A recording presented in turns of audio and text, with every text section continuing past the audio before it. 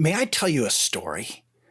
I read a story last night in a book called Rhythm of War by Brandon Sanderson that affected me a lot, and I thought it would be good to tell you also. It's the story of the dog who wanted to become a dragon.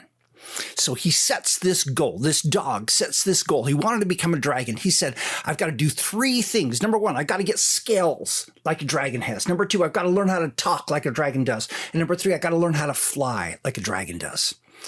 And so this dog goes into the barn. The master's working on sorting some seeds. He looks down. He sees some seeds that are sort of shiny. And he says, that's the solution.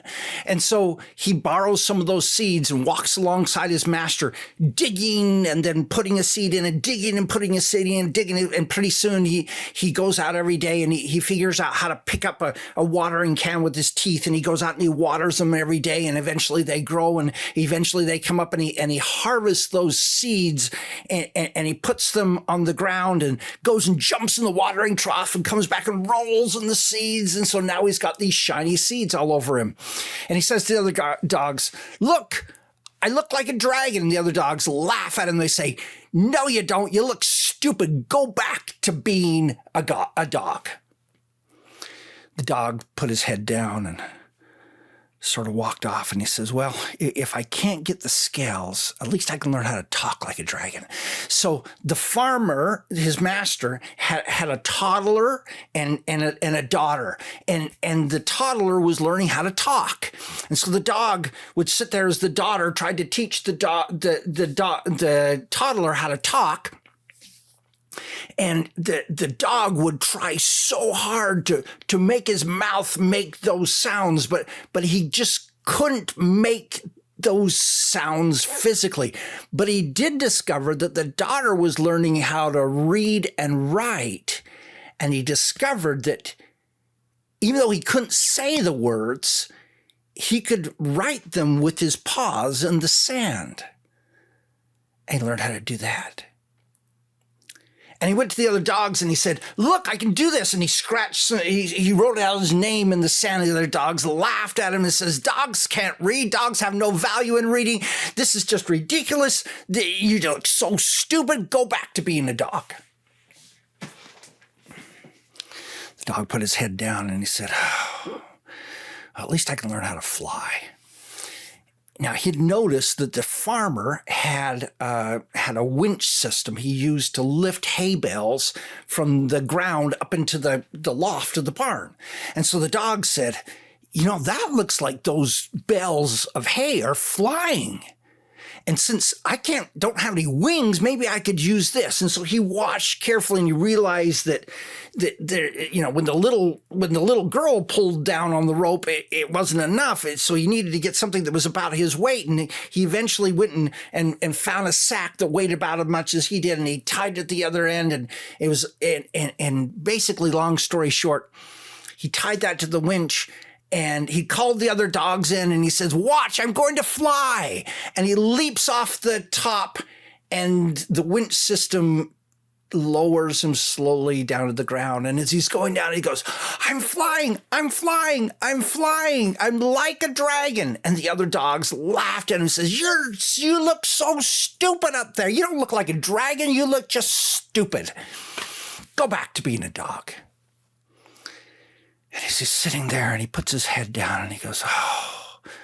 And all of a sudden he heard this shouting and yelling and he runs out and everyone's gathered around the well and he goes up and he looks down the well and there at the bottom of the well is that little toddler. He's fallen into the well and everyone's trying to figure out what they can do because the well's too narrow for them to get down in and he thinks about it and he goes, oh. And so he reaches up and he bites off the rope that holds the bucket and he pulls it down and he takes his paw and he writes, tie it to my collar and lower me and lower me. And so the farmer ties it to his collar and lowers him down and he gets down to the bottom and the toddler has sunk down below the water but the dog grabs him and they wring him up and the boy starts crying and he's alive.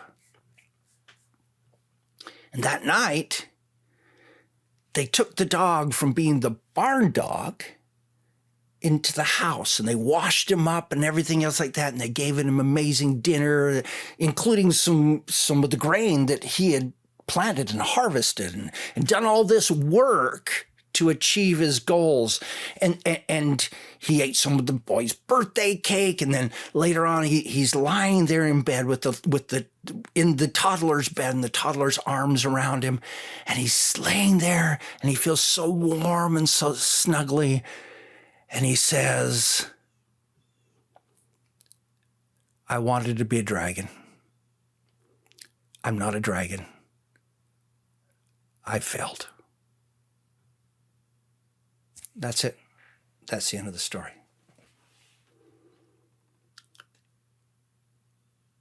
And in Sanderson's book, the teller of the story, Whit, is telling the story to Kaladin.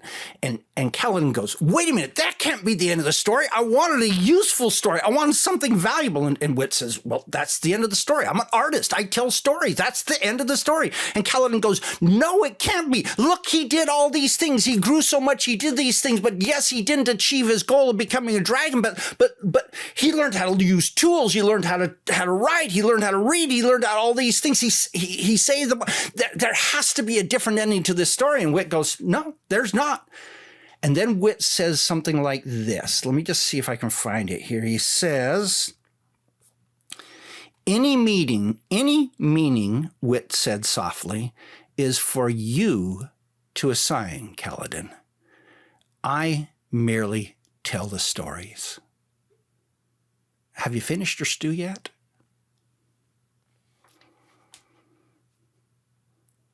Kaladin gets it.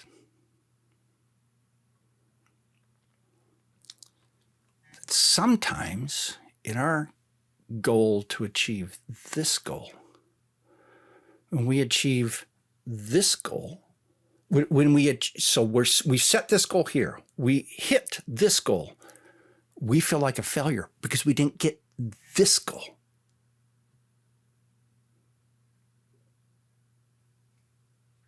Think about that.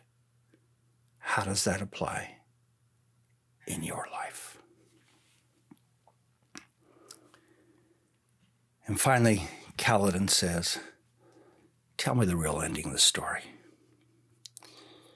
And Whit says, that night, the little dog snuggled into a warm bed beside the fire, hugged the farmer's children, his belly full. And as he did, the dog thought to himself, I doubt any dragon ever had it so good anyway.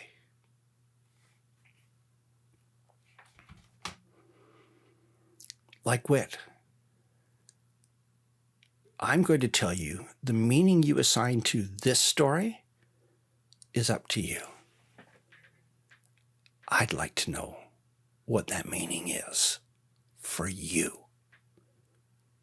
Would you put that in the comments?